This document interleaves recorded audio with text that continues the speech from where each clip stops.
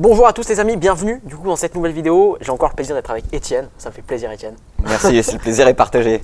Bon c'est cool. Donc du coup on avait déjà fait une vidéo de présentation un petit peu où tu avais partagé ton parcours etc. Si vous ne l'avez pas vu, n'hésitez pas à aller la voir, très intéressante, très enrichissante comme d'hab. Merci. C'est cool. Et moi aujourd'hui je voulais te faire intervenir sur la chaîne parce que on parlait hier au resto, on parlait un petit peu des croyances limitantes. Et c'est vrai que c'est hyper important, surtout dans l'entrepreneuriat.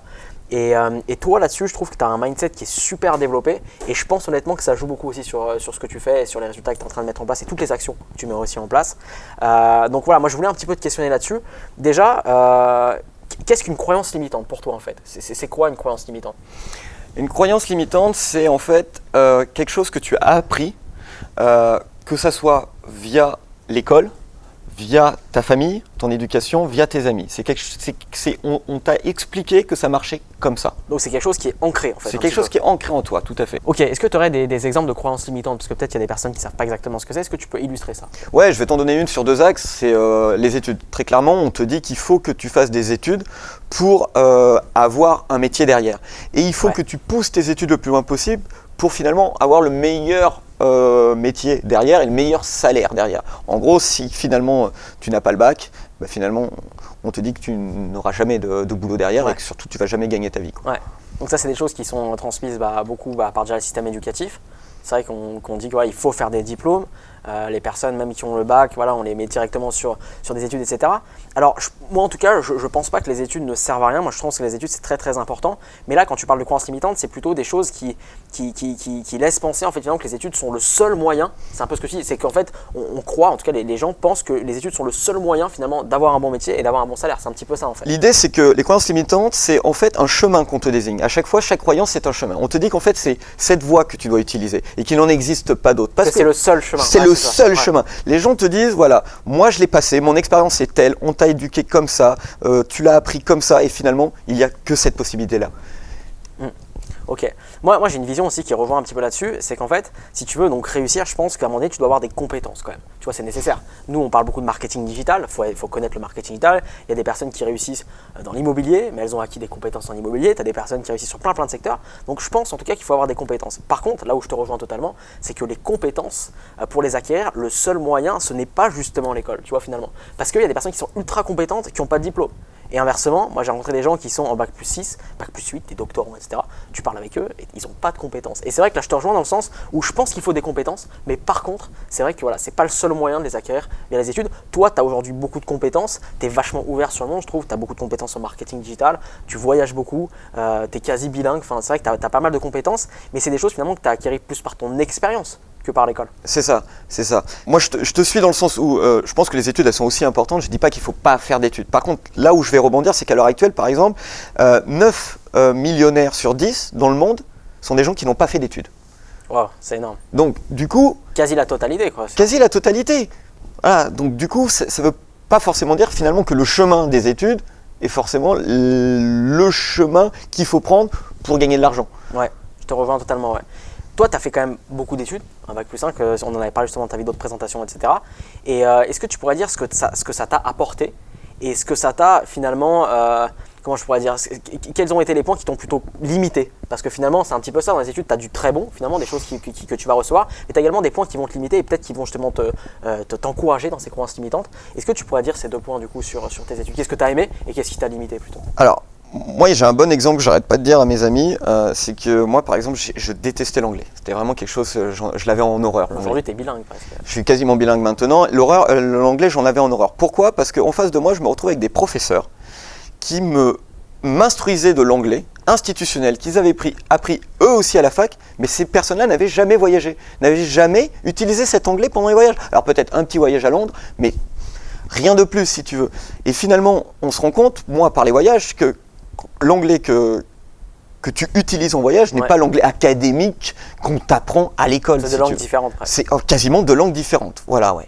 Donc ça illustre bien ce qu'on vient de dire sur ça. C'est que finalement, voilà, on te dit que c'est le chemin, mais en fait, toi, tu t'es rendu compte à un moment que finalement, non, c'était déconnecté, quoi. C'est ça. Et je vais rebondir sur ta question précédente, parce que j'y ai pas répondu, c'est de se dire qu'à un moment donné, en fait, c'est intéressant d'avoir de l'expérience, d'apprendre des compétences, etc., d'avoir des croyances limitantes, c'est intéressant de les avoir. Et je vais t'expliquer pourquoi. C'est parce que quand tu as une croyance, quand tu es sûr que c'est le bon choix, eh bien, il faut que tu apprennes à la déconstruire pour essayer de voir s'il n'y a pas d'autres possibilités. Intéressant, ouais, carrément. L'idée, c'est toujours essayer de déconstruire ce que tu as appris pour avoir la possibilité, pour arriver à envisager d'autres possibilités. Ok. Donc toi au début, tu avais des croyances limitantes comme tout le monde, forcément. Tu es un cycle qui est assez classique, tu as des parents qui étaient d'une classe normale, etc. Tu es rentré à l'école, tu as suivi ton cursus. À quel moment, quel a été l'élément déclencheur sur lequel tu t'es rendu compte justement finalement tu avais plein de croyances limitantes et qu'en fait c'était beaucoup plus large, le scope des possibles était beaucoup plus large. C'était quoi l'élément qui a déclenché? L'élément qui a déclenché, c'est qu'au bout d'un moment, il y a un mal-être, si tu veux. Moi, j'ai une sorte de mal-être qui était en moi, tu vois, parce que je me disais, je suis capable de faire des choses, mais je ne sais pas comment les faire. Parce que je n'avais pas cette expérience ou ces compétences. Okay. Ou je me disais dans ma tête que je n'avais ni ces compétences ni ces expériences, si tu veux. Donc il y a eu ça, et puis à un moment donné, je ne parlais pas anglais, hein, mais je me suis forcé, j'ai voyagé, et puis c'était compliqué pour reparler avec les personnes à l'étranger, hein, forcément. Choix, en fait, ouais. Donc tu n'as pas le choix, donc tu apprends l'anglais, et puis finalement, comment j'avais sacralisé l'anglais.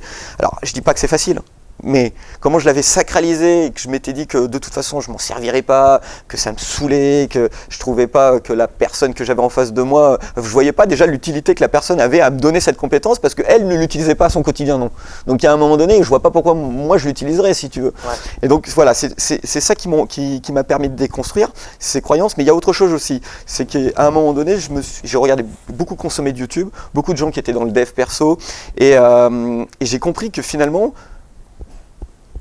les gens avaient plusieurs vies déjà, et vivaient plusieurs vies, si tu veux, et que moi, je pouvais aussi mettre un arrêt sur ma vie actuelle et peut-être prendre des directions différentes que le chemin que je m'étais projeté et que j'avais tracé. Je comprends totalement, ouais. Du coup, sur cette chaîne, nous on parle plus d'entrepreneuriat et toi tu t'es mis là-dedans parce que ça t'attire, etc. Vis-à-vis des croyances limitantes, il y en a beaucoup aussi sur l'entrepreneuriat, des gens qui se lancent. Et c'est vrai qu'aujourd'hui, créer une entreprise, le chef d'entreprise dans la tête des gens, c'est quelque chose qui est très spécifique. C'est une personne justement souvent qui a beaucoup d'argent, qui a de l'expérience, qui a déjà beaucoup de sociétés, qui est une personne un petit peu riche, un peu inaccessible. Et finalement, on en retrouve beaucoup. Et toi, aujourd'hui, comment tu as pu dépasser ces croyances limitantes au niveau de l'entrepreneuriat? Parce qu'aujourd'hui, tu as créé ton entreprise. Finalement, j'ai envie de dire, tu as 32 ans, tu n'as jamais créé d'entreprise avant, etc. Mais pourtant, tu as un projet qui a beaucoup de chance et je suis certain que tu vas réussir et c'est clair et net, c'est sûr, c'est écrit. C'est gentil, merci. Mais par contre, comment tu as dépassé ces croyances limitantes au niveau de l'entrepreneuriat? Comment tu as fait? Comme je te disais avant, j'ai déconstruit ce que je pensais, ce qui était le moule qu'on m'avait donné. Je l'ai complètement déconstruit. Il fallait l'exploser. Donc tu repars sur une feuille blanche. Tu repars comme si tu étais un enfant. Tu redécouvres le monde en fait. Et c'est comme ça que je me suis lancé en partant d'une feuille blanche en me disant maintenant il faut que j'apprenne tout ça ou que je réapprenne tout ça finalement. Voilà. Okay. Sur cette chaîne YouTube, il y a pas mal de jeunes qui regardent, tu vois, des gens qui ont 17, 18 ans et qui me demandent, tu vois, et qui demandent vraiment sous les vidéos, etc. Comment on pourrait entreprendre quand on est jeune et qu'on n'a pas forcément d'argent déjà? Est-ce que tu penses que c'est possible de le faire ou pas? Je pense que l'entrepreneuriat n'a pas d'âge, n'a pas de frontières finalement, n'a pas de sexe non plus. Au contraire, il y a très peu de femmes dans le monde de l'entrepreneuriat et c'est vraiment dommage parce qu'elles ont vraiment beaucoup de choses à nous apporter, elles aussi. Ouais. Et je pense qu'il y a vraiment pas d'âge pour le faire. C'est sûr que en fin de compte, si tu commences l'entrepreneuriat jeune, tu vas avoir cette niaque, ce passage à l'action, cette envie de bouffer le monde, cette envie de découvrir le monde. La dalle quoi. La dalle, il faut y aller, on avance, etc. On est un peu foufou et on va dans tous les sens. Okay. Et c'est cool de passer à l'action et pas forcément trop se poser de questions. Ça, c'est super intéressant. Derrière, quand on commence à être un peu plus âgé, je ne suis pas bien plus âgé, mais je me dis, quand on commence à avoir un petit background, c'est derrière, on se dit, on a fait des erreurs, on a cette expérience. Derrière, donc on a plus de sagesse. Donc du coup, l'un et l'autre sont en fait un peu contradictoires parce qu'on a cette sagesse. Du coup, on ne se permet pas de faire autant de choses que si on avait 18 ans, si tu veux. Mais derrière, quand on fait les choses, on va les faire mieux, je pense. Tu vois, on va les faire mieux parce qu'on a cette expérience qui nous aide. Tu as deux visions différentes, mais les deux, en tout cas, te poussent à passer à l'action et te poussent à avoir des résultats. Donc moi, à l'heure actuelle, j'aimerais avoir 20 ans pour aller tout feu, tout flamme. Et je suis content d'avoir 30 ans. Parce que tu as aussi un recul et une autre vision, quoi. Voilà, c'est ça. Donc finalement, et celui qui a 20 ans, c'est pas grave parce que finalement, il va s'entourer, s'il s'entoure de personnes qui ont 30, 40, 50 ans, il va pouvoir avoir cette vision. Que moi, il m'a fallu une dizaine d'années pour l'avoir. Ouais. Donc finalement, l'âge n'est pas un vecteur. Bien sûr, mais en plus je te rejoins totalement parce que bon, toi du coup tu es membre de notre programme d'accélération agence.com et c'est vrai que dedans il y a une centaine de personnes et on voit qu'il y a tout type de profils. Il y a des jeunes, il y a des plus vieux, etc. Et ce qui est super intéressant aussi à voir, c'est que finalement, mais je te rejoins totalement parce que les jeunes ont une force, à savoir leur passage à l'action et peut-être même un petit côté, je dirais, inconscient finalement. Tout à fait. Et du coup, qui t'enlève finalement ces croyances limitantes. Parce que quand tu te rends pas compte finalement des risques, bah tu fonces. Carrément. Ça, tu vois, donc ça c'est le côté jeune. Et l'autre côté, comme tu as dit, des personnes un peu plus âgées qui ont plus de recul. Mais ce qui est intéressant de voir, c'est que finalement, les deux sont hyper compatibles et qu'il y a même pas mal d'échanges, nous, tu vois, dans notre groupe d'accélération entre les plus vieux et les plus jeunes. Et je pense aussi, alors ça c'est mon point de vue, que des personnes qui se lancent doivent s'entourer aussi peut-être de profils qui ne sont pas exactement comme eux, tu vois, des personnes qui sont plus âgées, etc. Et par exemple, un profil comme toi, moi, tu vois, ça m'aide énormément parce qu'on parle de plein de choses, etc. Et tu as aussi un recul finalement qui est ultra intéressant. Et je pense que tu peux retrouver aussi sur des profils plus jeunes, peut-être un peu plus d'énergie. Et je pense qu'il faut s'ouvrir à ça et je te rejoins en tout cas totalement là-dessus. Et ça amène du coup ma question d'après qui est vis-à-vis de l'entourage. Parce que ça, pareil, ça peut être des choses qui sont très limitantes quand tu as des personnes très proches de toi, donc que ce soit ta famille, ta copine, ton frère, des amis, peu importe, qui te disent que c'est pas possible et qui finalement viennent te mettre des fausses croyances, des croyances limitantes. En tout cas pour moi, ça a été beaucoup plus impactant que quand c'est des personnes que je connais pas. Et comment toi tu ferais face à ça et est-ce que tu as déjà fait face à ça tout simplement? Ouais, en fait je pense qu'on en a déjà discuté, je pense qu'en fait il faut vraiment prendre du recul. C'est-à-dire que il faut se mettre au niveau des... Nous on évolue, on change de niveau, on est sur une autre sphère. Et les personnes qui nous entourent, notre famille ou nos amis, notre entourage très proche, restent dans cette sphère, si tu veux, dans la première sphère. Et nous, on a évolué, on a changé de sphère. C'est-à-dire qu'à un moment donné, il faut discuter, il faut parler avec eux avec le même vocabulaire que leur sphère. Okay, il faut se mettre à leur niveau. Donc moi, oui, si demain j'arrive, on va vis-à-vis de ma famille et je leur dis le salariat, c'est vraiment pas la bonne solution. Oui, on peut gagner plus que 2000 € par mois ou un SMIC. Voilà, si j'arrive comme ça, très provocateur, ça va pas marcher. Ça va bloquer. Ça va bloquer, si tu veux. Ce qui est normal parce que c'est quelque chose qui est inconcevable et qui est complètement en dehors de leur cadre finalement habituel. C'est ça. Et donc, de ce fait, la bonne attitude à avoir, c'est de parler le même langage qu'eux, de rester dans leur sphère. Et donc en fait, moi je me positionne dans le sens où j'essaye de leur faire prendre conscience de petites choses, de petits éléments à mon entourage. Tu vois, du style, j'ai la trentaine, donc j'ai des amis qui commencent à avoir des enfants, évidemment, et je leur dis, vous pensez à l'avenir de vos enfants, c'est un budget, vous avez vécu vos 10 dernières années à penser juste au lendemain, maintenant il faut se projeter sur le futur, et donc du coup, peut-être que finalement, si vous mettez des petites actions, ça peut améliorer votre quotidien, mais vraiment des tout petits trucs qui peuvent améliorer votre quotidien, qui peuvent vous faire gagner 100 € de plus, 200 € de plus, 500 € de plus par mois. De recontextualiser peut-être la chose. De recontextualiser et qui vont du coup le prendre, l'emmagasiner et se dire ah bah oui c'est vrai, là c'est pas un sacrifice que je vais faire parce que je sais très bien que ça va me coûter de l'argent d'avoir un enfant, mais finalement j'ai la possibilité d'avoir d'autres solutions pour garder le même niveau de vie et répondre aux besoins de mon enfant si tu veux. Ok, super. Moi il y a pas mal de personnes qui sont etc. et qui ont finalement des familles qui sont pas du tout dans l'entrepreneuriat et qui me disent qu'ils ont du mal justement à expliquer et qui ont du mal à être compris. Toi tu as une famille qui n'est pas d'entrepreneur finalement. Comment ça se passe vis-à-vis de ce que tu fais? Est-ce qu'ils comprennent? Après, tu m'as dit que tu l'expliques d'une manière assez imagée et ça, je trouve ça super et je te rejoins complètement là-dessus. Mais est-ce qu'ils comprennent? Est-ce qu'ils t'encouragent là-dessus? Alors, ils comprennent. De là à m'encourager, ils sont un peu c'est quelque chose qu'ils connaissent pas, si tu veux. C'est un peu inconnu en fait. C'est flou, ils sont dans le flou. Donc forcément, pour n'importe quel individu, quand tu es dans le flou, ça fait peur. Quand il y a quelque chose que tu connais pas, ça fait peur. Donc ils m'encouragent pas forcément, mais derrière, je sais que si j'ai besoin d'aide, je peux compter sur eux parce que c'est ma famille, évidemment. C'est plus une zone d'incompréhension en fait, où ils maîtrisent pas forcément tout ça. Ok. Moi, j'ai certaines personnes, tu vois, pour reprendre juste mon cas personnel, j'ai certaines personnes de mon entourage finalement qui comprennent pas du tout, même aujourd'hui, tu vois, quand je leur explique, etc. Et avant, j'avais tendance à essayer finalement, si tu veux, de les convaincre. Je disais, mais si, je fais ça, c'est trop bien, etc. Je te jure, ça marche, etc. Ils me croyaient pas et j'ai essayé en fait de les convaincre, si tu veux. Et finalement, je me suis rendu compte qu'il y a des personnes que même en essayant de les convaincre, j'arriverai jamais, tu vois, finalement. Des personnes qui veulent pas y croire, qui disent c'est impossible et finalement qui vont venir zapper ça. Et moi, je me suis dit, en fait, finalement, il y a des personnes, je vais limite finalement ignorer ça et ne pas essayer de les convaincre et je fais mon truc de mon côté et c'est pas grave s'ils comprennent pas, tu vois. Et ça, le jour où j'ai eu ce déclic là, c'est hyper intéressant parce qu'au lieu d'essayer de te justifier finalement, tu dis écoute, il comprend pas, c'est pas grave, je passe à autre chose.